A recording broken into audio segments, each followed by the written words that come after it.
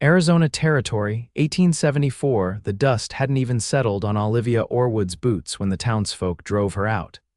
The sun was just past its peak, high and merciless, as she stood near the edge of Dry Creek, her cheeks burning not from heat but shame.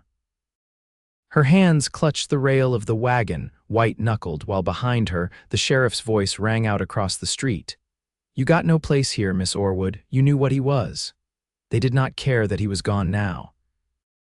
They did not care that her heart had already been torn in two, that she had lost everything. They only cared that she had loved the wrong man.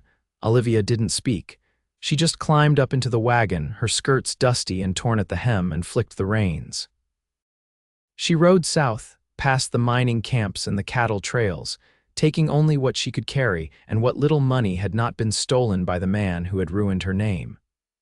The same man who had promised marriage, who had whispered lies until every part of her believed him. For 3 days she rode, sleeping under the stars and waking to silence. On the 4th morning her horse went lame. It was near sundown when she spotted the ranch house low and wide, nestled between mesquite trees and golden hills. A windmill turned slowly nearby, creaking like an old song. She pressed a hand to her stomach, hollow with hunger and nerves, and walked the rest of the way. A man stepped out from a nearby barn, brushing hay from his shirt. His hat shaded his eyes, but she saw the square set of his jaw and the way he stilled when he saw her. "Evenin'," he said. "You lost?" "No," Olivia said, her voice hoarse. "Just hoping to borrow a place to rest." He hesitated, then nodded once. "You can water your horse out back. I'll get you something warm. I do not have any money." "I did not ask for any." That was the first time she looked straight at him. He was young, maybe 30, with sun-browned skin and eyes the color of dry wheat. She didn't know why, but something in her chest eased. "I am Olivia," she said softly. "Olivia Orwood, Finn Prescott." He took her in without asking questions. Gave her stew and biscuits in a quiet kitchen that smelled of coffee and leather. He did not speak much, just offered a chair and let her eat. When she finally looked up again, her eyes met his across the table.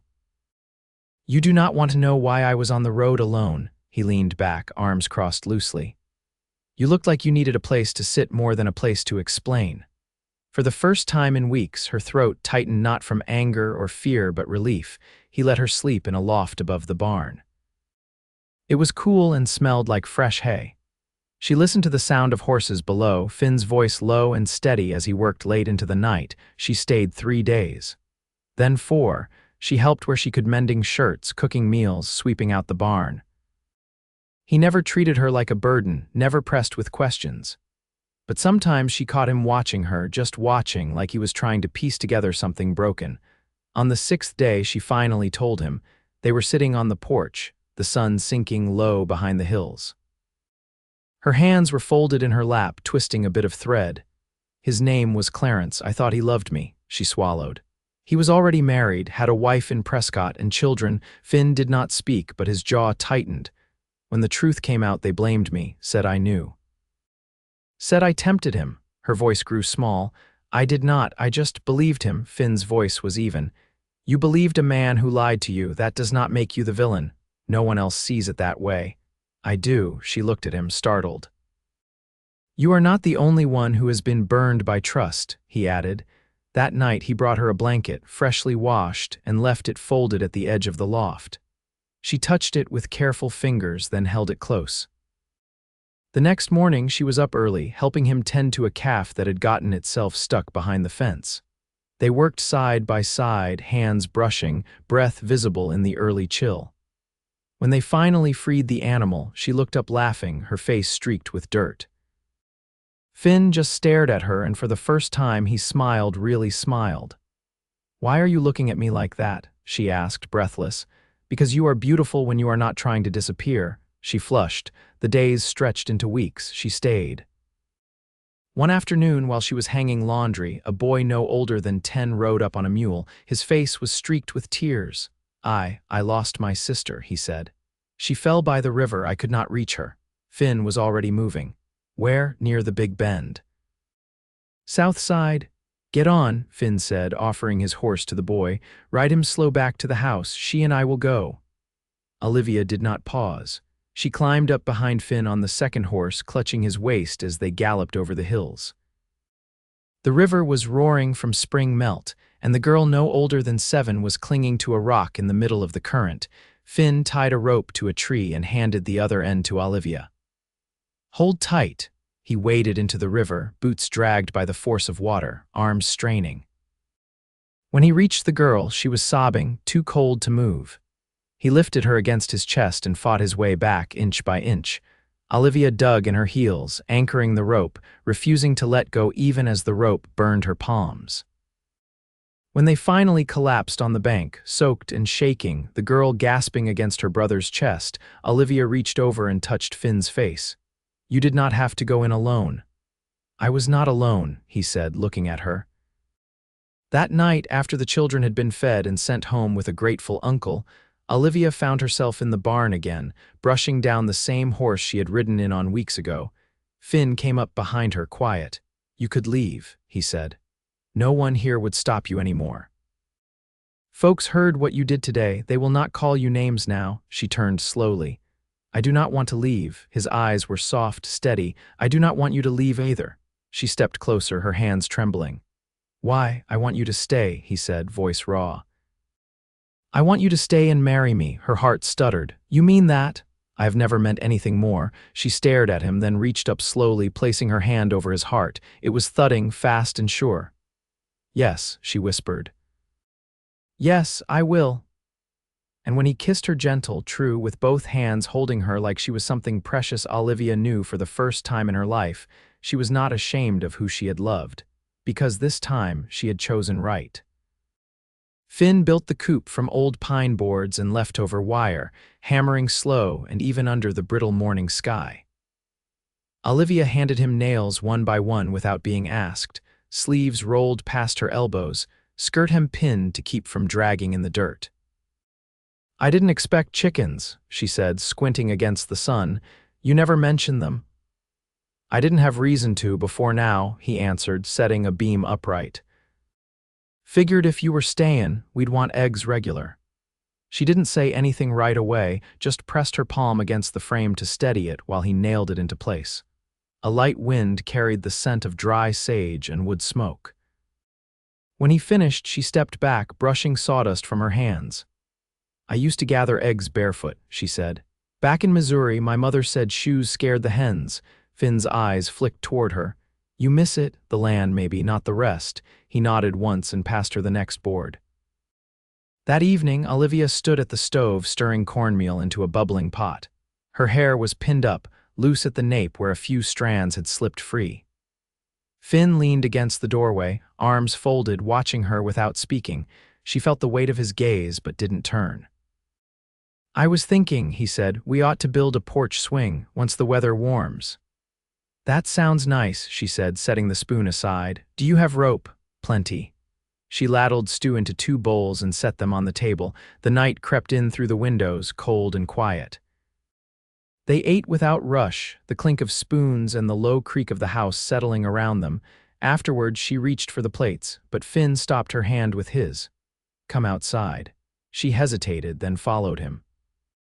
The stars were sharp above them, the kind that seemed to hang heavy over the land. He handed her his coat without speaking, and she slipped it over her shoulders. "I never asked what you want," he said. "Now that you're here," she looked at him, unsure. "Most folks come west with something in mind," he went on. "Land, gold, a new name." "I wanted quiet," she said, voice barely above a whisper, "and a place where no one looks at me like I'm ruined." Finn didn't move, just stood beside her, his hand close enough that she could feel the heat of it. "You're not ruined, Olivia." She looked down at her boots. "Not to me," he added. The wind stirred the grass near the fence line. She turned her face toward him, just enough for the starlight to catch her eyes. "I don't know what I'm supposed to be anymore," she said. "I spent so long trying to fit inside someone else's idea of what a woman should be." Finn's voice was quiet. "You don't have to be anything but yourself here." A silence passed between them, deep and unhurried. Then she spoke again. "I'd like to plant a garden." He looked over, the corners of his mouth softening. "What kind?" "Tomatoes, beans, maybe squash if the ground doesn't fight me," he nodded. "We'll clear a spot tomorrow." Down past the creaked soil's richer there. She looked at him, really looked, and something settled in her chest. Not relief this time, but something steadier. Something that might last. By the second week of March, the hens were laying. Olivia lifted each egg with care, tucking them into a basket lined with old cloth. She moved through the coop with confidence now, her steps sure, the air thick with the scent of straw and feed. Finn was on the roof, patching shingles blown loose by the last storm. She brought him water in a dented tin cup and stood below while he drank. "I was thinking," she said, shading her eyes with one hand, "maybe I could take the wagon into town next week, trade for flour and a few bolts of muslin." He lowered the cup. "Alone, I can handle myself." He studied her a moment. "I know you can, but I could ride in with you, help load." She smiled faintly. "I won't argue." He set the cup aside and climbed down, boots thudding against the dry earth. "There's a woman there," he said. "Widow named Alma who runs the mercantile. She's fair long as folks don't try to cheat her." "I don't plan to. I didn't figure." They stood close, the quiet between them no longer uncertain, just full. "Finn," she said. He turned toward her. "I'm not afraid anymore." He didn't ask of what. He just stepped forward and reached for her hand. "I'm glad," he said, her fingers curled around his. And they stood like that, the wind soft around them, two people shaped by wounds but no longer ruled by them. The morning sun found Olivia seated on a low stool in the dirt, her skirt gathered beneath her knees, fingers sunk into the dark soil. Finn had turned the earth with the mule 2 days prior, and now she pressed seeds into furrows with a rhythm that soothed more than it tired. A canvas sack rested at her side, half emptied, the muslin drawn back to reveal beans, corn, and a few squash seeds she'd bartered for with 2 jars of plum preserve. Finn's footsteps approached from the shed, firm and uneven on the gravel path. "You sure you want to plant the corn that close to the edge?" he asked, shielding his eyes with one hand. "The deer come down from the hills once it sweetens." "I'll tie strips of cloth on the fence," she said, "and if they still try, we can build a scarecrow. I used to make them with my sister, used old stockings for the head." He crouched beside her, brushing a clump of earth from his palm. "You never said you had a sister." "She died before the war ended. Fever took her fast." Olivia's voice caught, but she didn't stop working. Finn didn't offer comfort. He just passed her the next row marker and waited. "She was older by a year," Olivia added after a moment. "Taller, always barefoot, even in the snow." Finn placed the marker in the dirt and stood. "I'd have liked to know her." Olivia nodded, then turned back to the soil. That afternoon, she brought out a needle and thread to mend the cuffs on Finn's Sunday shirt. He sat in the shade of the cottonwood, sharpening his drawknife with even strokes. Neither of them spoke for a while. A red-tailed hawk circled far above, its cry thin and distant. "She ever write you?" Olivia asked, keeping her eyes on the neat row of stitches. "Who?" "The woman you left behind." Finn paused, blade resting across his knee. "There wasn't one." She glanced up. "Never. I was gone too long. Drove cattle from Texas to Kansas, then worked for a year near Fort Grant. By the time I came back, the folks I knew had scattered." She nodded slowly, folding the shirt over her lap. "You," Olivia tied off the thread. "I thought I'd marry young, like my ma did. But the first man who asked was older than my father and smelled like liniment. The second turned sour when I told him I wouldn't leave my teaching post." Finn leaned forward, elbows on his knees. "That why you left Missouri?" "One of the reasons." A long silence stretched between them, not awkward but full, the kind that asked for nothing but presence. "I've been thinking about the north pasture," Finn said eventually. "It's overgrown, but if we cleared it, we could graze another dozen head. You'd need more fencing." "I've got cedar posts stacked behind the barn." Olivia tilted her head. "You already started, didn't you?" He let out a breath, almost a laugh. "Maybe." That night they sat inside by the hearth. The fire had burned low, casting long shadows across the floorboards. Olivia worked a comb through her damp hair, slow and careful. Finn leaned against the doorframe, arms crossed. "You ever think about children?" She lowered the comb. "Sometimes, not often." He waited. "I used to imagine them," she said. "When I was younger, gave them names, but lately I've just wanted to feel safe, that's all." He stepped forward, his boots quiet on the floorboards. You are, she turned toward him. I mean to give you a life where you never have to question that, he said, her throat tightened. I believe you. He reached for her hand, calloused fingers closing gently around hers.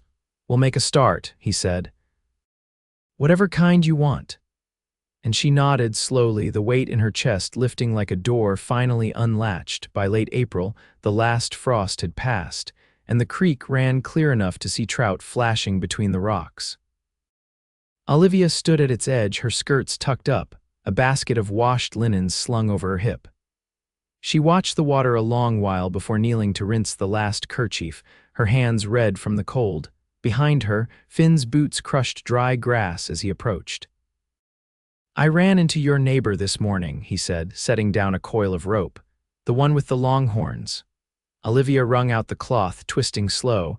The man with the crooked finger, Wells, said he's taking a wagon into Tombstone next week. Offered to bring back seed potatoes if we're needing them. She glanced up. We are, Finn nodded once. I'll trade him for that old gear axle I've been keeping in the shed, should square us even. He crouched beside her, brushing a hand through the horsehair rope. You sure you're up for the barn roof this week? I can ask Jessie to lend a hand. I said I'd help and I will. She folded the kerchief into the basket. Besides, I want to see it done right. Finn leaned back on his heels, watching her. You're not afraid of heights, Olivia lifted her brows. I taught school in an attic with a trapdoor ladder. I'm not afraid of climbing. He laughed softly, the sound low in his chest. Guess I don't know all your stories yet. You will. They walked back toward the house together, the sun warm on their backs. Chickens scattered from the path, and Olivia waved off the dust with her sleeve. At the porch, she paused. Finn, I've been thinking about the wedding. He turned toward her, the porch step creaking as he shifted his weight. All right. I don't want a gathering, no preacher, no feast. Just you and me and the land, he considered that. I know a circuit rider who comes through once a month, quiet man, I trust him. That's fine then. Finn stepped up beside her. What changed your mind? She folded her arms. I spent too long thinking a wedding had to be something public.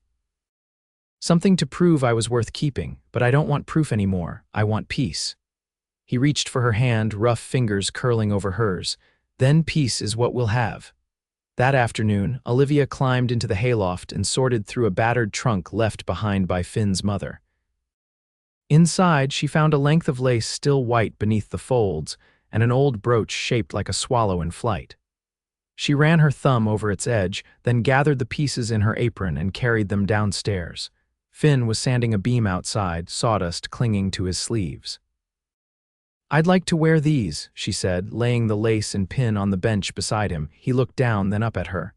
That was hers, my mother's. She wore that brooch when she crossed from Texas.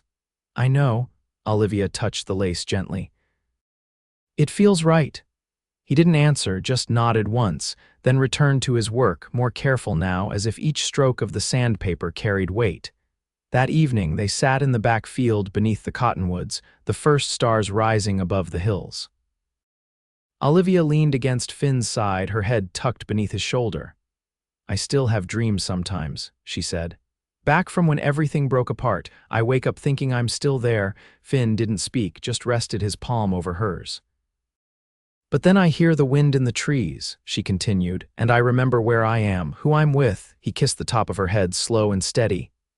You're here now, he said, and you're mine. She turned to him, eyes soft in the dusk. I want to be, she whispered. And that night, with the crickets loud in the grass and the moon rising full above the ridge, Olivia Orwood let go of the last ghost that had followed her west. She lay beside the man who had asked her to stay, and in the hush between words, she chose him again not out of desperation or fear, but from something quiet and whole, something that had taken root and bloomed. The morning they wed, the air was still and clear. The circuit rider arrived on horseback just after sunup, his coat smelling faintly of cedar and pipe smoke. Olivia met him at the fence, her dress simple, the hem freshly stitched, the swallow-shaped brooch fastened just above her heart. She'd combed her hair into a low twist, pinned in place with a bit of ribbon she'd dyed herself using walnut hulls. Finn waited by the cottonwoods, dressed in his cleanest shirt, collar starched, The sleeves rolled just enough to show the scar on his forearm from splitting fence posts last fall. He held his hat in both hands, eyes steady on her as she crossed the field. He didn't smile, didn't speak, just watched her like she was something he hadn't dared let himself hope for until now. The ceremony was brief. The rider read from a soft, worn Bible, voice low and measured. Olivia's hand curled into Finn's without hesitation. When the moment came to speak, she met his gaze and said simply, "Yes." He answered her the same way. The rider left before the sun reached its highest point, leaving behind a signed ledger and a quiet blessing. That afternoon, Olivia knelt beside the hearth, folding the last of the linens into the cedar chest she'd cleared out for the occasion. Finn stood beside the table, sorting through a tin of rifle cartridges. "Will you still want to ride with the cattle this season?" she asked, not looking up. He glanced at her hands, then at the chest. "Depends, you planning to run the place yourself while I'm gone?" She closed the lid gently. "If I had to." He set the tin aside and crossed to her. "I don't want to go." She rose, brushing dust from her skirt. "Then don't." Silence settled between them, not uneasy but full of weight. "I've been thinking," he said. "We could bring in a second team, keep the herd closer this year. It'd mean less profit, but profit isn't what brought me here." His gaze held hers a long moment before he nodded. By early summer, the garden had taken hold. Beans climbed the trellis Olivia had built from stripped willow branches. The squash vines crept toward the fence, their blossoms wide and golden by mid-morning. She spent her hours bent to the earth, a wide-brimmed hat tied beneath her chin, humming tunelessly as she worked. Finn mended the shed roof and replaced the corral gate, his pace unhurried in the long days. One evening, as dusk fell violet over the hills, Olivia stepped out of the house with a small jar wrapped in cloth. "Fig preserves," she said, handing it to him. "First batch." He untied the cloth and held the jar up to the light. "Never had them before." She leaned against the porch post, arms crossed loosely. "My mother made them every summer. I never thought I'd do it myself." He met her eyes. "You've made a home here." She didn't answer right away. Instead, she stepped down off the porch and walked toward the fence, where the wind moved through the grass like breath. He followed, the jar still in his hand. "I used to think I'd always be unsettled," she said. "Like there'd never be a place that didn't ask me to shrink to fit inside it." Finn looked at her, the lines around his eyes deepening. "And now," she turned to him fully, "now I wake up and know what day it is by the sound of your boots on the floor." He reached across the space between them, resting his hand at the small of her back. "You belong here, Olivia, and you belong with me." She stepped into him, her cheek against his chest. That night, they lay in bed with the windows open to the warm breeze. Olivia traced the line of Finn's collarbone with her fingers, slow and thoughtful. "Do you think," she whispered, "that we might build something more than just a quiet life?" He didn't move, but his voice was firm. "We already have." She closed her eyes, listening to his breath, steady and close. 1 month later, they found out about the child. Olivia stood barefoot in the kitchen, her hand resting low on her stomach, light filtering through the cotton curtain. Finn came in from the barn, dust clinging to the back of his neck. She turned, and he saw it in her face before she spoke. He crossed the room in 3 strides, cupping her face gently. "I didn't think," she started. He kissed her, slow and sure, and when he pulled back, there was something unshakable in his eyes. "We'll raise them here," he said. "Right here, where the wind comes off the ridge and the creek never runs dry." She nodded, tears slipping down her cheek, and he held her until the kettle whistled and the sun was high in the sky. They built a second room that fall, Finn cutting every beam by hand. Olivia sewed a quilt from scraps of her old dresses, the swallow brooch pinned to the wall above the cradle. The child came in early spring, a girl with dark hair and Finn's quiet eyes. They named her Clara. Neighbors came with baskets and blankets, and though the ranch was still modest, it was theirs sturdy and lived in, with fences that held, a roof that didn't leak, and land that gave more than it took. In the evenings, after the chores were done and Clara asleep beneath the quilt, Olivia and Finn would sit on the swing he'd finally hung from the porch beam, their fingers laced, the quiet around them deep and complete. And in that quiet, Olivia knew she had finally arrived not at a destination, but at a life fully her own, built not from escape, but from the slow, certain work of choosing love every single day.